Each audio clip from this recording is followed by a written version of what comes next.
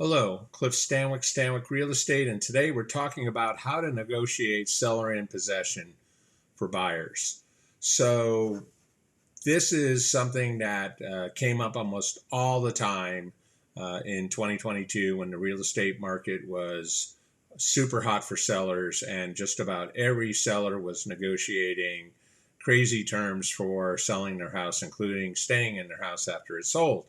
And I'm just going to give the same caveat that I've given to everyone.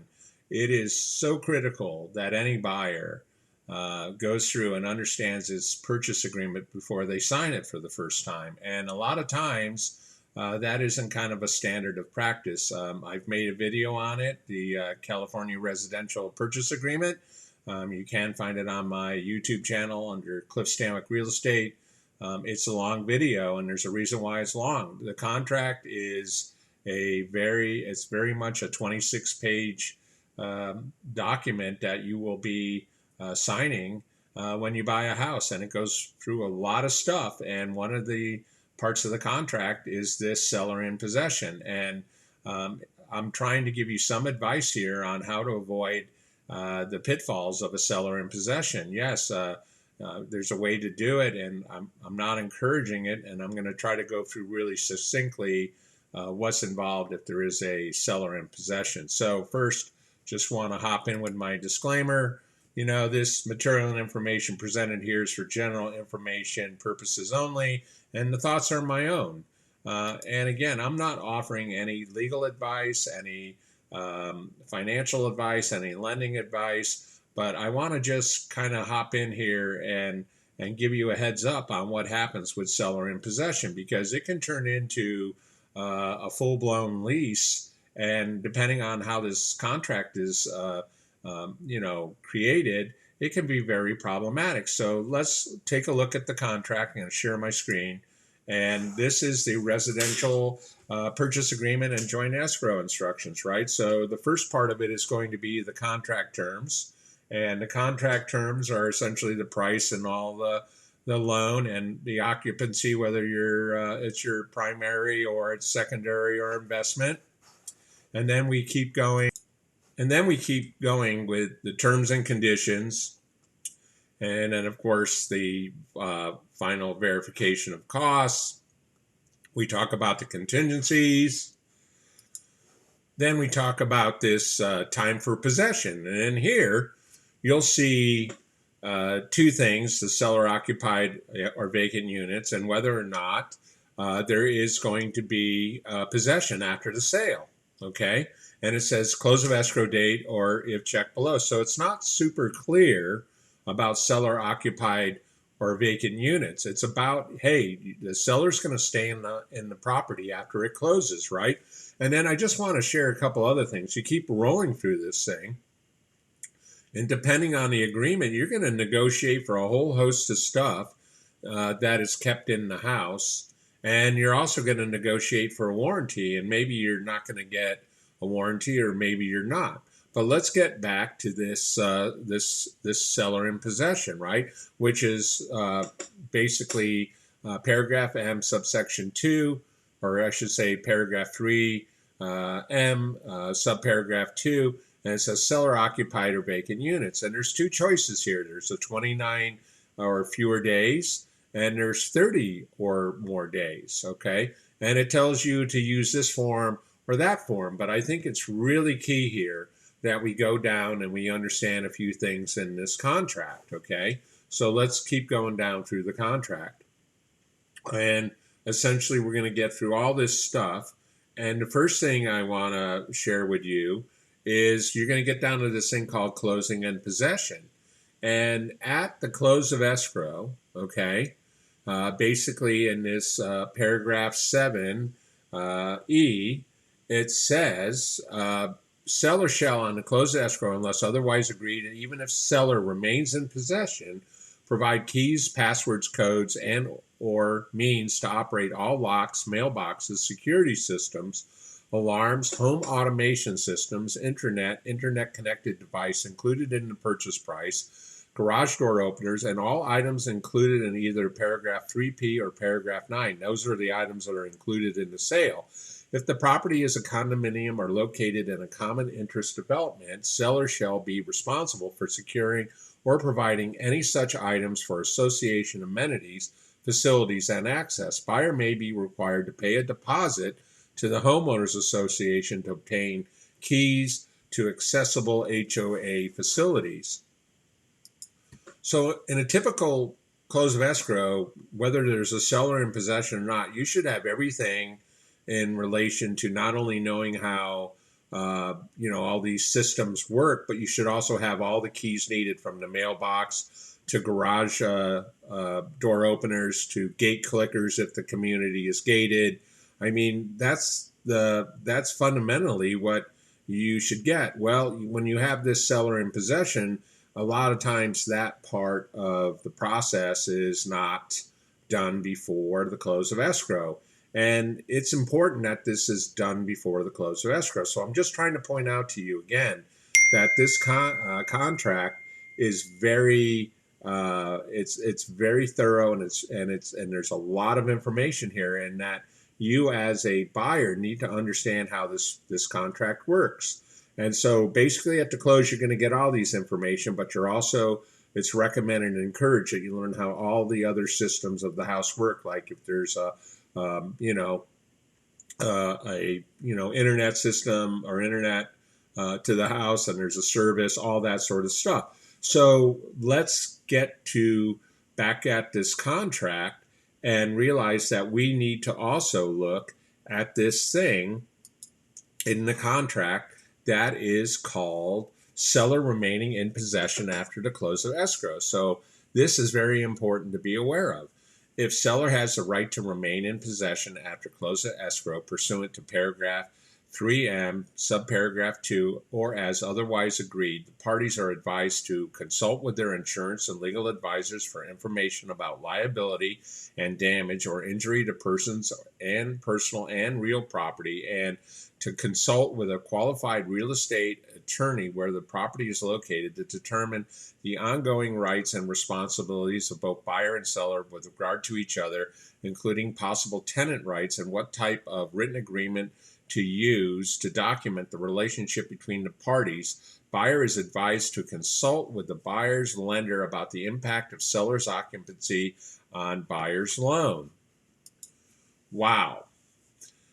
That's a pretty heavy statement, right? I mean, there's a lot to do. You're talking about liability, you're talking about damage to property, you're talking about a host of things that need to be, these risks need to be taken, and there needs to be some sort of protection of not only the property, but you need to talk to your lender, you need to talk to your home insurance agent, and you also need to talk to a lawyer. And again, real estate agents are not lawyers, and we're not supposed to ever provide any legal advice. And you as a buyer, through the buyer's inspection advisory and a host, and even in the contract, it's all on you to take the utmost and reasonable care to investigate everything. So when you do these seller in possessions, there's a lot of liability that is now exposed. You own the house, somebody gets hurt, what are you going to do about it, right? But let's look at really the challenges of this seller in possession, because it does come up. And a lot of times, if this is still a multiple offer market, even in 2023, the seller wants possession. And again, to win the home, your agent is probably going to encourage you to give them some stuff, give them the seller in possession. So let's take a look again at what's involved with this seller in possession, right? Let's pop back to the screen share, and let's look at what we're talking about. Okay, so here we are. It's the time of possession. Okay, it's seller occupied or vacant units, close of escrow date, and if checked below, so many days after close of escrow, 29 or fewer days, and then days after close of escrow, 30 or more days. And what the form that is used for less than 29 is called a seller in possession addendum, which is attached. And then The other part of here is the CAR Form RLAS attached if 30 or more days. So if you're writing an offer and somehow there is a seller in possession for this property, you've just, like I said, not a counter offer, but they want it as part of your initial offer. The listing agent has told the buyer's agent, hey, we want seller in possession. Now you're faced with the daunting task of filling out this form. Now, I will share with you that another thing that you should be considering if there's a seller in possession is you should consider a home warranty. Now, I know a lot of people think home warranties are a waste of money, but here's the reality. If something happens to the appliances that you bought with the personal property or any of the home electronics or any of the stuff that you could have gotten a warranty on, then guess what? You're going to have to replace that stuff now. And, you know, it won't be the first time that somebody sold their house and then a week later the refrigerator went out or the washer and dryer died or the septic system backed up or something happened, right? So I encourage you, if you're going to do these seller in possessions, you should do a home warranty. So again, let's look at the two forms, okay? So I'm going to share my screen. Seller in possession, seller license to remain in possession here, okay? It's a whopping one pager, okay? It's literally nothing. It's one page. 10 items, one page, you're done. 29 days or less. That's the deal. All right, let's look at the residential lease. The residential lease after sale, 16 pages, all right? That's all you need to know, okay? You're going to have to get 16 pages prepared for your offer to send it in. On top of it, you're going to have to figure out all kinds of stuff. The rent, the security deposit, the late charges, figure out if it's a flat fee. You're going to have to figure out what the number is. It's a lot, right? Parking, people staying in the place, storage, utilities, condition of the premises, maintenance and reporting. This is a full-blown lease. Neighborhood conditions, pets, smoking, rules and regulations, condominium plan, alterations, repairs, access. You're going to have to log in the keys, locks, and other items included. This is supposed to be attached to the offer, right? So you got to have a strategy how to do this. Okay, tenant's obligation on vacating the thing. If you notice, okay, the language in seller in possession isn't necessarily calling them a buyer, a tenant, okay? It's a license. The residential lease after sale, tenant. And real estate agents, most of us don't do property management. And even if we do property management, we probably don't do real estate. It's an either or. Very few real estate agents do both. They either do one or the other. And so again, we do a lot more, when it comes to buyer's agents, a lot of property management people will sell that listing, okay? Or sell that property as a listing. They're not a buyer. So I'm talking about buyer's agents here, okay? And I'm trying to educate or explain or show you that a seller in possession is a very problematic aspect of a sale, okay? And so again, looking at this, there's not only the 8 pages, the statutory disclosures, the mediation, okay? There's this Service Member Civil Relief Act, which basically gives them rights if the seller happens to be one. There's agency that really is not a part of a real estate agent doing this. Usually we're going to terminate it, as typical here. I want you to understand that in these leases, essentially it says, um, essentially, broker duties and responsibility to either housing provider or tenant will terminate upon completion of move-in inspection. Okay, or it terminates at the close of escrow. That broker will not represent owner in any manner regarding the management of the premises. Right. So basically, another aspect of doing these seller in possessions are, you're basically as a buyer, you're on your own, and how are you really going to wade through that? Well, my advice to any buyer is do not use the residential lease after sale. Negotiate a longer close. Rather than closing in 30 days, if they need 60-day rent back, do a close of escrow in 60 days, and then do the seller in possession for the time that they need before that. I think that's really critical, even in a contingency for replacement property. I think at the end of the day, you don't want to do it because, again, I'm just going to sit here and go over and share with you how easy it is, or easier, right? As you know, you are still advised in the in chapter paragraph 7C of the contract to consult a real estate attorney. All right, you're still supposed to consult a real estate attorney. All right, you're advised to do so. But here we are. We have an addendum. It's called a seller license to remain in possession. So basically, you're going to give a term. And usually my recommendation is you're going to do that for so many days after the close of escrow. And the consideration is you're basically going to have them pay you a lump sum. And that lump sum should also include some utilities, right? So figure out whatever that number is, okay? You should definitely do that. And that way, if you get a lump sum, it should be passed through. That consideration should be passed through at the close of escrow. You should get all the money for the rent back, right? And then basically you avoid the late charge, right?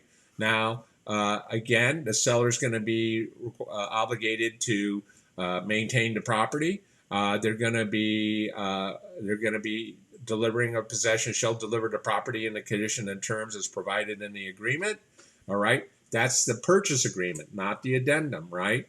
Now, you as a buyer, you can do this thing called a delivery of possession fee, where and I don't think it's a bad idea, but essentially have $1,000 deposit with the escrow holder, $1,000, so that they move out on time, and you can do that. Now, hopefully, you don't need to do that, but that's not a bad idea. It's just have $1,000 held in there, okay, and then also realize that utilities are going to be somewhat hard to get a last bill. Now, they can do that when they move out. You can have the utilities terminated.